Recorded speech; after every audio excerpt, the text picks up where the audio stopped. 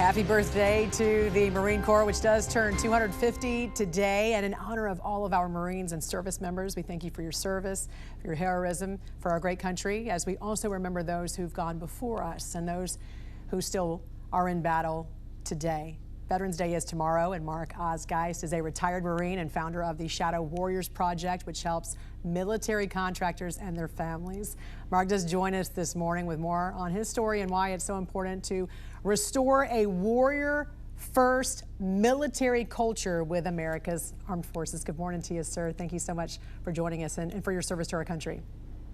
Thank you very much.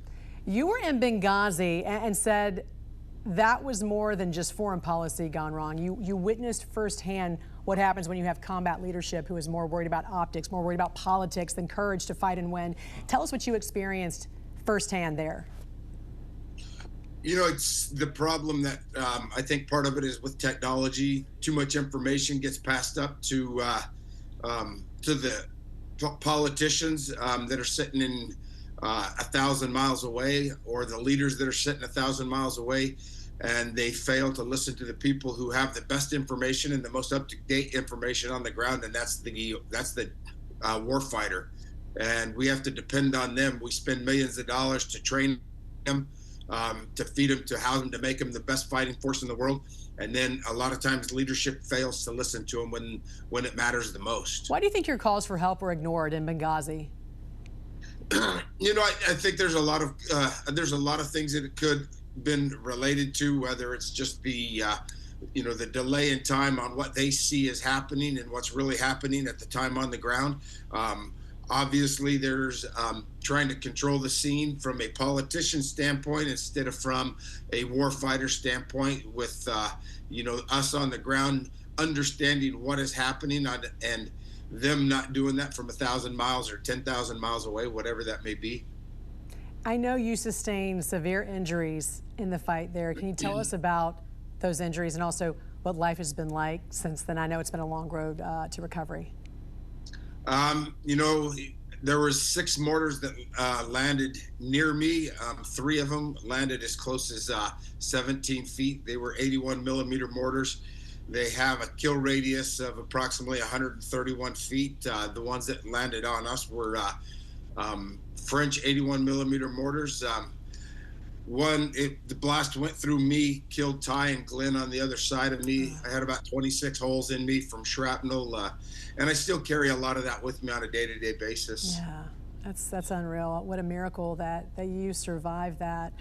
I know you said we need to think and train leaders like warriors. Before War Secretary Pete Hegseth made that change to kind of restore the warrior mentality, what was happening at the top with military leadership?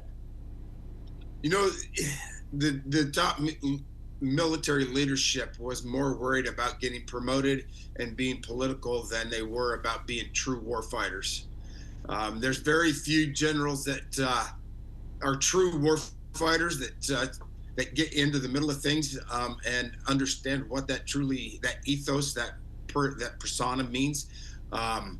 And we need to advance that and encourage that more and more every day. Yeah, I mean, to listen to more guys like you, for sure. Tell me about your nonprofit, the Shadow Warriors Project, and how you help other veterans and families deal with the aftermath of war, and just to make sure no one's left behind. You know, it was something that was put on both my wife and my heart after Benghazi. We can't leave anyone behind. We have to do more for those that are there, that have given so much, that have made the ultimate sacrifice. Shadow Warriors Project focuses on canine therapy and also a program my wife started, which is her Warrior Heart, which is the true heroes for us are the spouses and the children that sit at home and wait for us. And, they struggle from their own sense of PTSD and trauma that they have, not knowing when we're going to come home or if we will.